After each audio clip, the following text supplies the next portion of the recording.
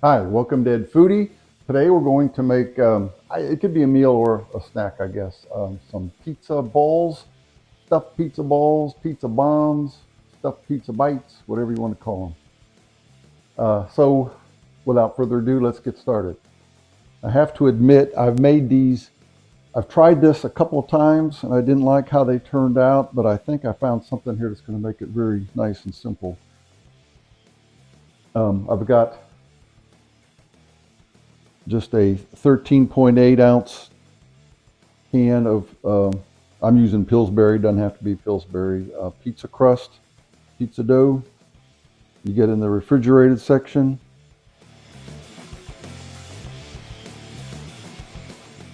So what I am going to do is just roll this out.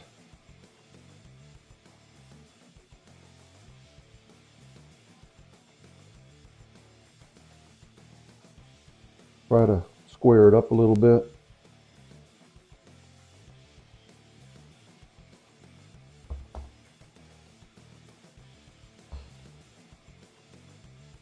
And then eyeball it the best you can and try to cut these into even squares. I'm going to try to get maybe 20 out of here. So if I do, maybe I'll get 15. I'm going to cut it in half lengthwise.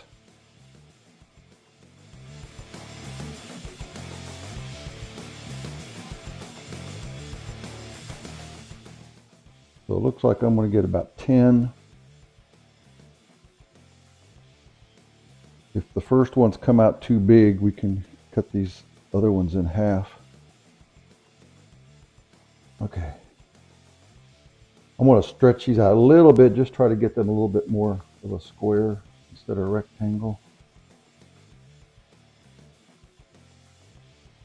See, what's nice about this is I can stretch it and it kind of stays. All right, so what we're going to really do here is just whatever your favorite pizza toppings are. I'm going to start at the bottom here with mozzarella cheese. We'll just do like 3 at a time here.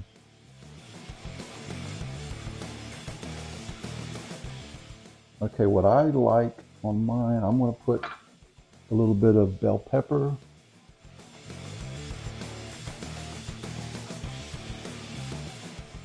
Instead of pepperoni, I have some Italian sausage meatballs that I kind of cut up into little chunks.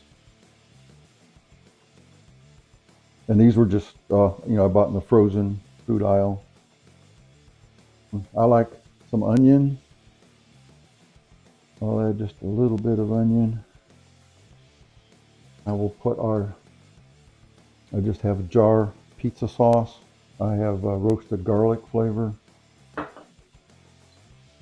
going to put a teaspoon.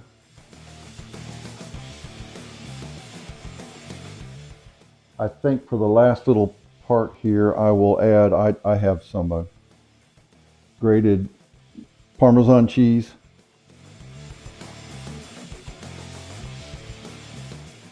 I do have my oven preheated to 425 degrees. And I also have about 2 tablespoons of butter here. I've melted in the microwave. So all we're going to do here is fold these, take one corner, fold it to the other corner, and they'll stick really good. Fold the other corner up, and then the final corner. And then what I have here, I've got a baking sheet lined with parchment paper, and we'll just put them on top of that.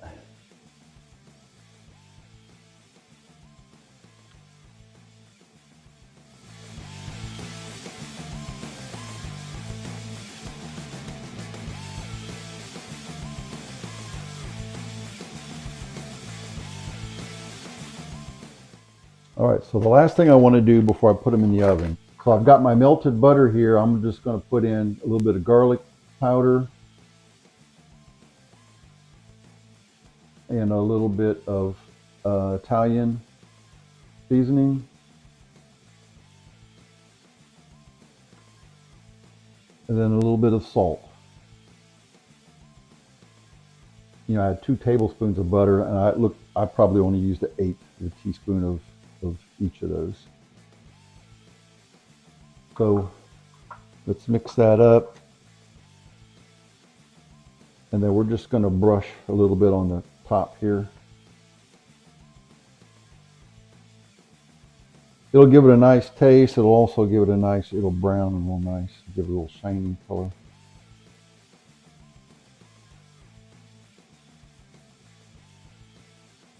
All right, let's just try these 3. Well, let's see what they look like. About 12 minutes in a 425-degree oven. Okay, so for this next round, I made these a little bit smaller, which I think I might like these better. I put my sauce on first, and then maybe I'll put a little bit more sauce on the top. That way we'll make sure we got that good pizza flavor. And then this time I'm going to put some chopped bacon.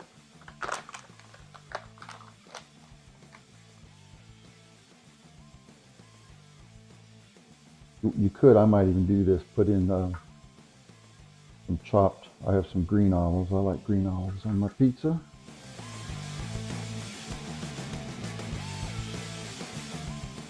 Okay, let's fold these.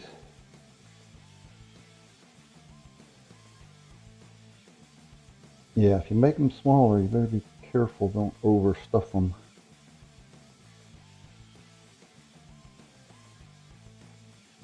This is pretty solid ingredients. It's not going to really spill out, I don't think. But,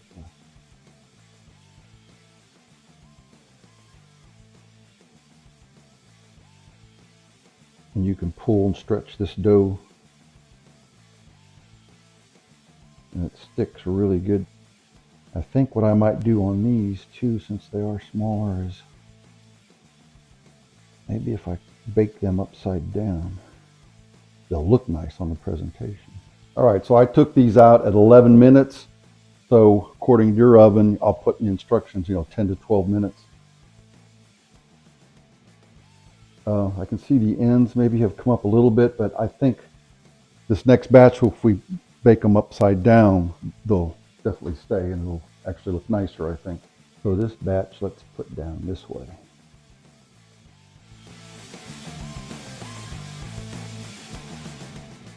Yeah, I think that's going to work really good.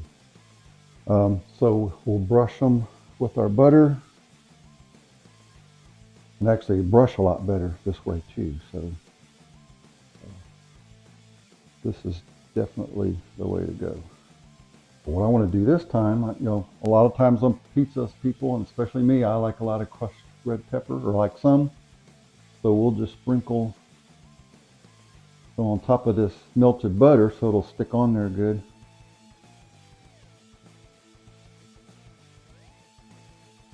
And you could even sprinkle with a little bit more Parmesan.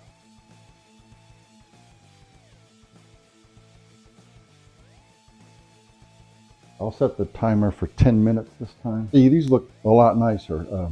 Just, a little nice square.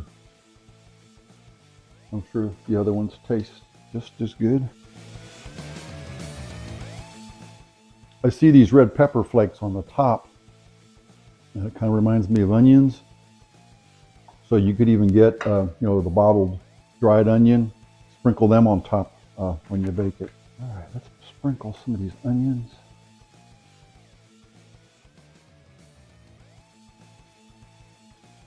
Okay, let's try these.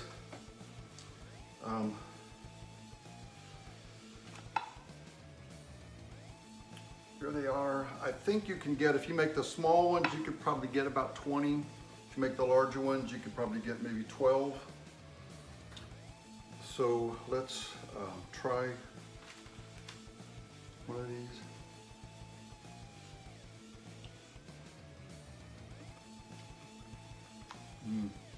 Really good.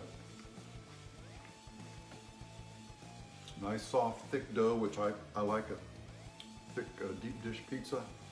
I like the red pepper flakes on top. Definitely taste the bell pepper and onion. Now if you want to, you could take your leftover pizza sauce, put it in a little bowl, put it in the middle of the plate here, warm it up, and then you can use that as kind of a dip. But yeah, really good. Quick, easy.